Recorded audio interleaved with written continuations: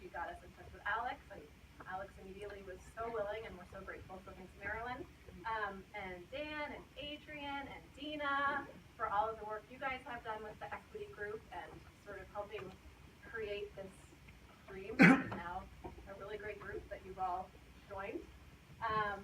Ramsey, where are you? Thank you for the pizza and the soda. We appreciate that. And there's some kale back there later.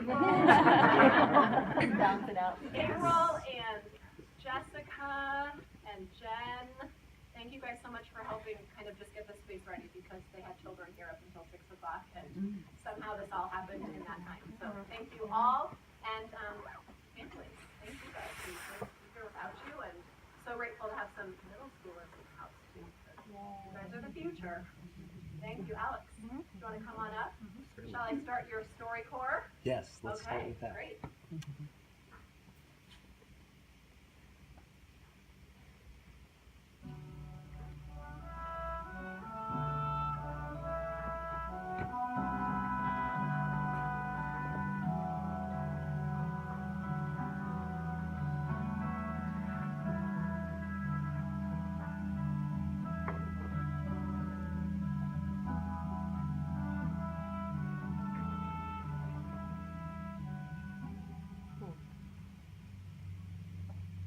We never talked about race growing up. I just don't think that was ever a conversation. I thought that love would conquer all, and skin color really didn't matter. I had to learn the really hard way when they almost killed you. Yeah. I was 19 years old. I had picked up a friend, and I noticed that we had red and blue light signs. We were being pulled over. The officer explained I had made an illegal left turn and to step out of the car. So I get out of the car first. He pats me down, and then he goes around to the passenger side and pulls my friend Addison out of the car. Addison is white. Yeah, Addison is white, and he had some weed in his coat pocket, so he gets placed in handcuffs. I figure that everything's okay. I'm not in handcuffs. I've already been patted down, plus there's 3 officers on the scene, and I had never had a negative interaction with police in my life. So I asked them, can I please see a warrant before you continue the search? And they grabbed me and began to hit me in the face. I could hear Addison in the background yelling, "Stop, leave him alone." I was hit several times, and I remember gasping for air and spitting and blood flying across the grass. And then I hear an officer shout out, "He's reaching for a gun." I immediately started yelling, "No, I'm not. I'm not reaching for anything." And I remember an officer say, "If he doesn't calm down, we're gonna have to shoot him." I could feel the gun pressed to my head. I expected to be shot. And at that point, I lost consciousness. I woke up to a multitude of officers just standing around me laughing. One officer was like, "Where's that warrant now, you fucking nigger?" It took 45 stitches to close up the lacerations in my face alone. How did it feel when you finally saw me? All I remember is involuntarily screaming. That was the first time I had cried the entire time I had been in there. And it wasn't my injuries that hurt. It was just seeing how it devastated you. My whole worldview changed that night. Yeah. For me, it was the point of awakening to how the rest of the world is going to look at you.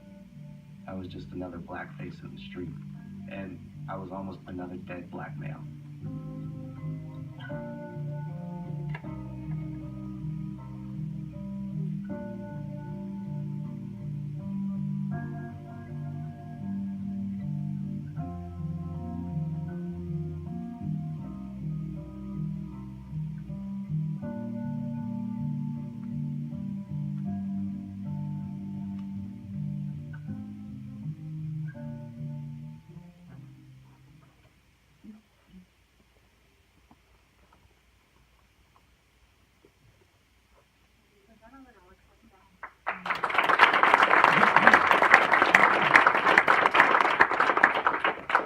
The moment was still.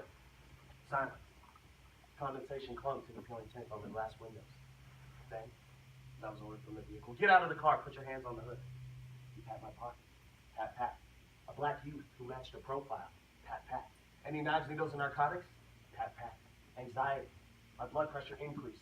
I could feel my heart begin to beat. "Okay, go stand by my car."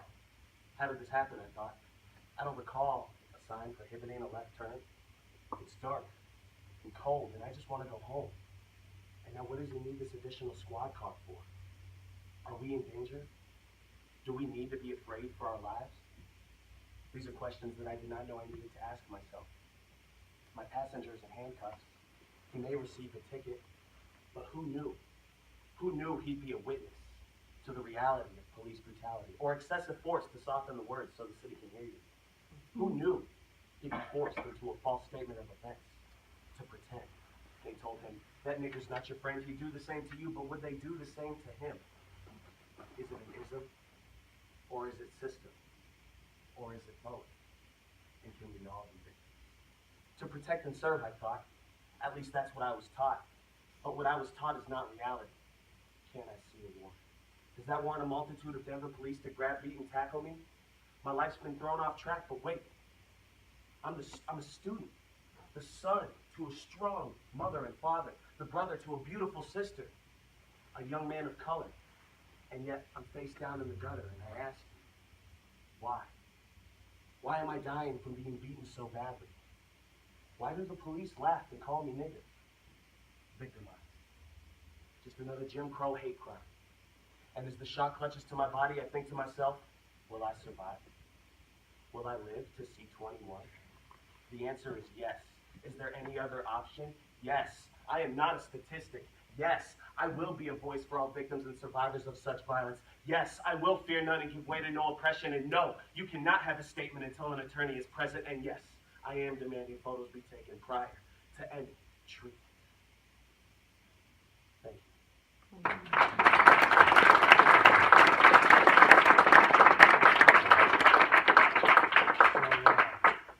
Before I dive in to my experience and my organizing efforts here in Denver and further, I want to give you a little background about myself and my family.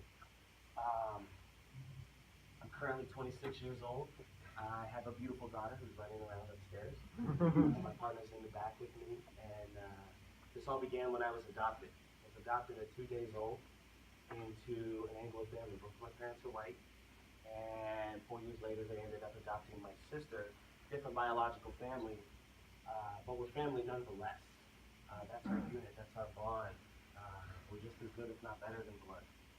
So that's what we had. And we spent a lot of our childhood in small rural mountain communities here in Colorado. Bailey, Conifer, Aspen Park, Evergreen. So growing up, my sister and I were the diversity in our community.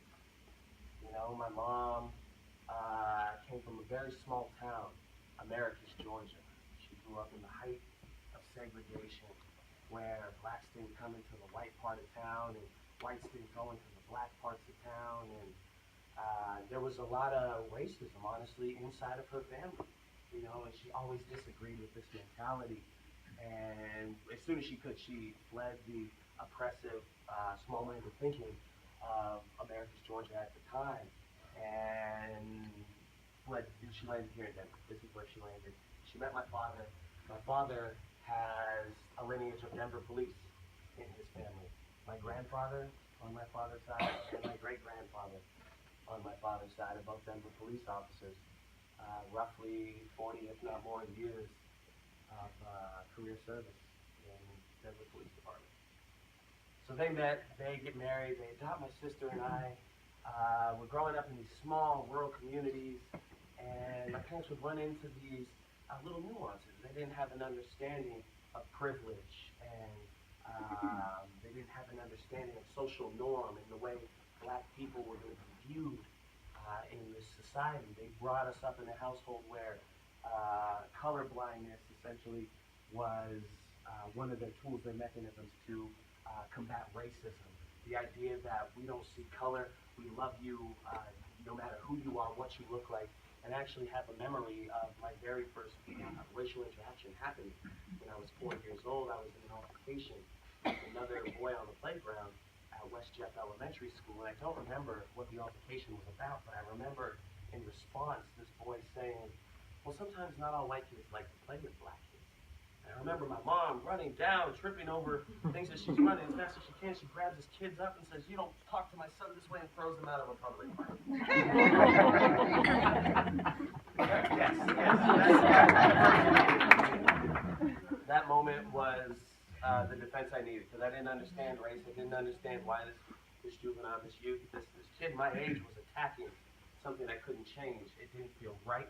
I knew it hurt. I didn't know exactly why it hurt. It didn't feel fair. But to see my mom defend me like that was a crucial and critical moment in my development.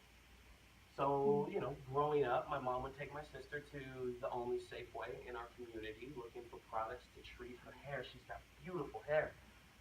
And she's looking for these products. Nobody knows where to direct her, how to guide her about how to take care of black hair and what the requirements are. And she gets to the cosmetics section, and there's a small dusty little corner that reads ethnic, and it's got some Suave cream beeswax, as if these products are the only things that can cater to anything outside of the Anglo race.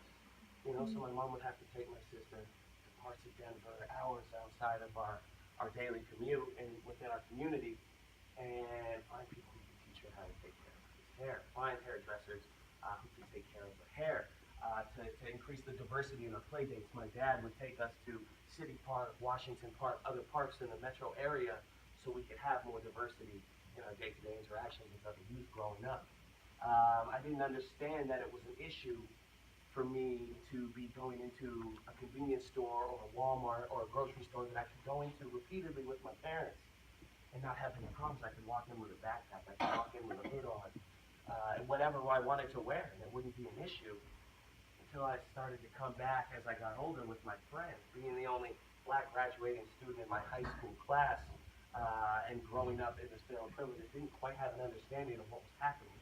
Looking back, they say that hindsight is 20/20. So looking back and understanding that the veil of privilege my parents offered me protected me from being racially profiled to an extreme degree that involves harassment by a lot of these places. But when I would come back by myself, I would be frequently stopped at the door. "Please, sir, leave your backpack at the door, or please take your hood off before you walk around these places." And I would normally comply. It would just be a regular routine for me, and I just became accustomed to behaving that way, and I never questioned it until I started to get older, until I started to be more conscious, until I started to educate myself around these types of issues and what was really happening. So moving forward, I graduate. My sister graduates, and my parents ended up divorcing, so my sister graduated out of Douglas County. She went to Mount Vista High School. Also not a whole lot of diversity in the Highlands Ranch community, so her experience was a little different than mine. There was not a lot of opportunities for her to interact with a diverse crowd her age. So we graduate, I move out, I'm living downtown, I'm going to a Raritan campus.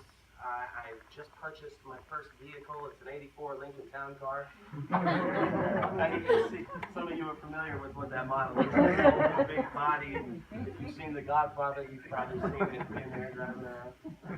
But what I didn't understand about this vehicle was that it was a very profilable vehicle, and I didn't understand what it meant or what it could mean in the eyes of law enforcement. The black male driving this vehicle. But it was my A to B. I was happy. I bought it. I paid $850 for it. I would carry jumper cables because people freaked me by on the highway or wherever I was going. But so one night, I'm picking up a friend of mine, 19 years old. He just graduated high school. My friend was a little older than me, but he'd come out here from Midland, Texas, to go to college at Metro State. At the time, I was going to CCD, and we were friends. We lived real close to each other. So he calls me one night, and I had been out working, I was driving around, and I was coming home. He needed a ride, and so I told him. I was like, "Oh yeah, no problem." And it was late. It was after midnight. It was probably about 12:30, and I told him, I was like, "Yeah, I'm actually passing through downtown now. It's convenient." So I stopped in Capitol Hill, and if you're familiar with the Denver metro area, Colfax, 24-hour activity on most of Colfax. And when I say 24-hour activity, that could be anything from concert venues to bars to check cashing places to anything that comes with that. And so we were on 13th and Carson is where I stopped and picked them up at, which is not far. It's